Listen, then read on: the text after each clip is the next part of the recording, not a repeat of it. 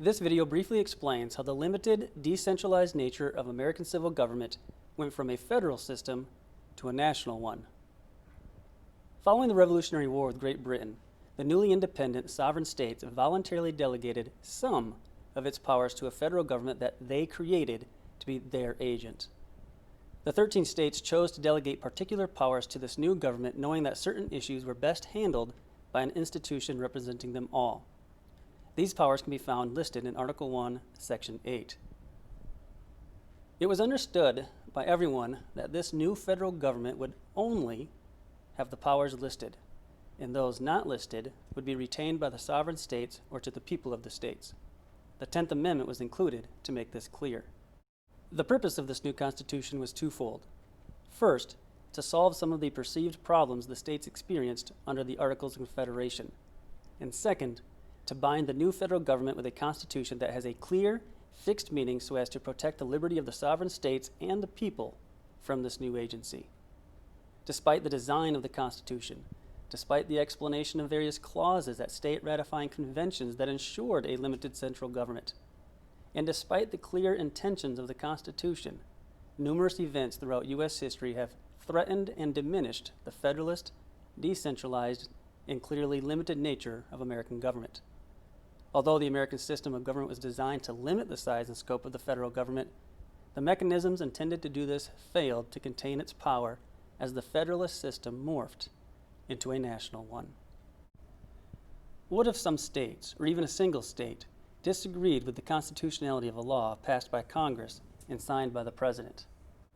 Early in the Union's history, the opposing views of the Constitution's meaning led to tense moments as Americans questioned who should be the final judge of the meaning of the Constitution.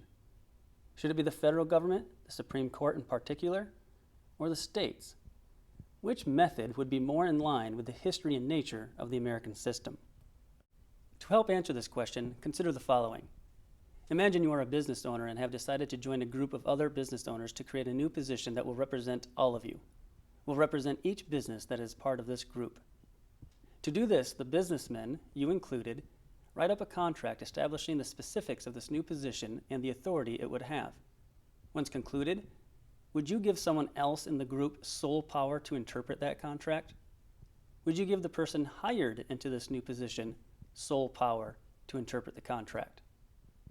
Hopefully the quick, clear, and obvious answer is no, because it would leave you vulnerable to that person's interpretive whims.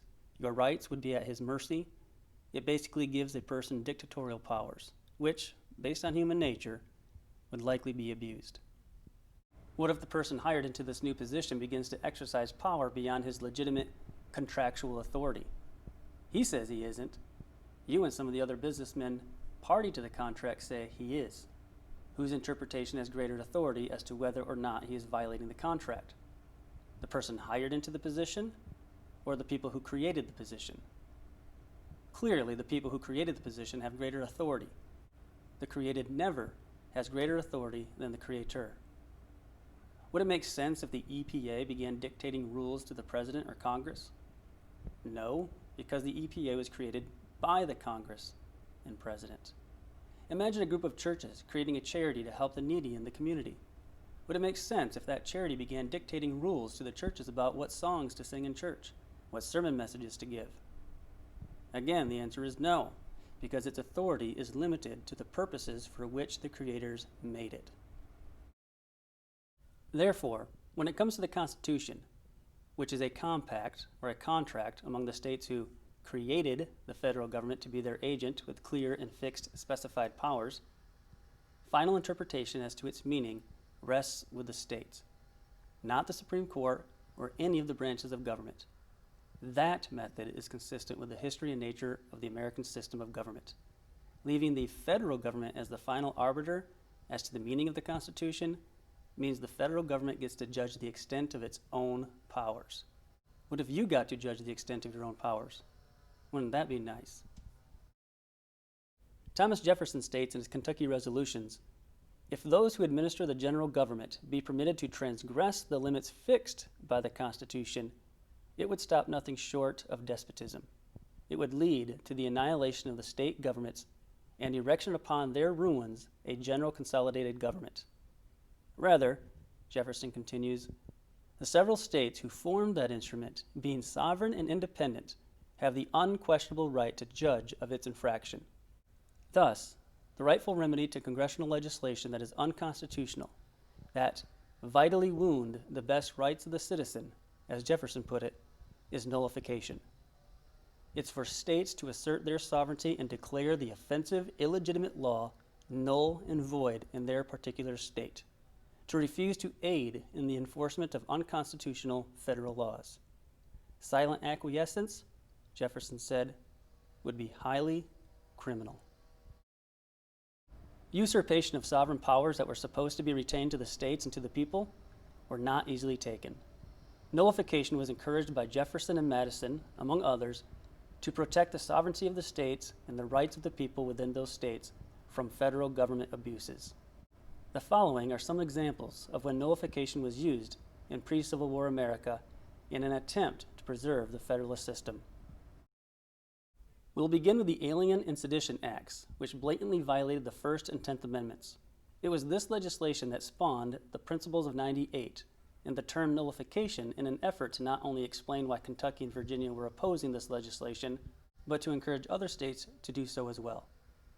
Although nullification was coined at this time, it was practiced during the 1760s and 1770s when the colonies were experiencing British abuse of authority. Another example was during Jefferson's Embargo Act of 1807. New England states spoke of nullification and used the same language Jefferson and Madison used in their Kentucky and Virginia resolutions as they resisted this federal mandate. Nullification was used when conscription was proposed during the War of 1812. Most were of agreement that the federal government did not have the constitutional authority to force people to serve in the armed forces. That, they said, is tantamount to slavery. When the Second Bank of the United States was instituted, several states disagreed as to its constitutionality for similar reasons expressed by Jefferson concerning the First Bank of the United States. These states either refused to allow the federal bank within their borders or taxed it with the hopes of ending the institution. Nullification is also connected to proposals to federally fund internal improvements. A major event that involved state nullification of federal law was the Tariff of 1828 and 1832. This spawned what is known as the nullification crisis. South Carolina refused to allow the protectionist tariff to be collected in South Carolina, arguing it was unconstitutional because it violated the General Welfare Clause. The tariff protected northern manufacturing, and the tax was paid mostly by southern states, while the tax revenue was mostly spent in the north. Henry Clay's Compromise Tariff of 1833 staved off a possible civil war. Abolitionists are another example. They encouraged the use of nullification to resist and weaken the institution of slavery. The Fugitive Slave Law of 1850 in particular upset numerous people in northern states as it was seen as unconstitutional. This led to local and state nullification policies concerning federal enforcement of fugitive slave laws. Those were some examples of when nullification was used in an attempt to prevent federal encroachment on state sovereignty. Other post-Civil War examples exist as well. Although nullification is clearly consistent with the principles and design of the American system of government, today it is often mocked and derided by historians and history teachers who equate nullification only to Southern resistance to the African American civil rights movement. And certainly, that is an example of when nullification was used to protect an immoral policy.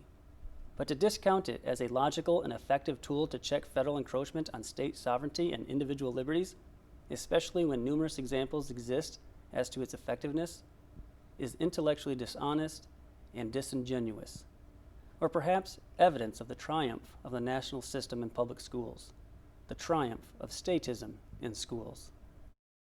It should be clear by now that over time the American federal system has been gradually hijacked by a nationalist system, and the design intended has been flipped upside down. Rather than seeing the individual sovereign states as the creators and final judges of the federal government they created, states are now seen as inferior and subject to the federal government. The American system of federalism has given way to a European-style nationalism. This evolution was the result of many factors. One of the main ones being the acceptance of Hamilton's loose constructionist interpretation of the Constitution, which led to the view that the Constitution is a living and breathing document, one that does not have a fixed meaning, but changes or evolves with the times. It should be obvious by any serious student of U.S. history that such a view is completely at odds with the whole purpose of having a written constitution in the first place. Another main factor is arguably the Civil War, which instead of saving the Union, actually forged a new one, a nationalist one.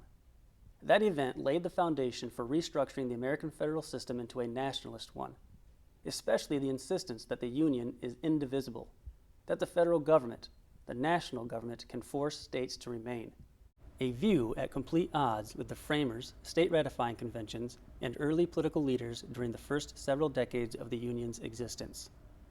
For instance, when the New England states contemplated secession during the War of 1812, other states criticized and condemned such talk and action as unwise, but none of them questioned their right to do so.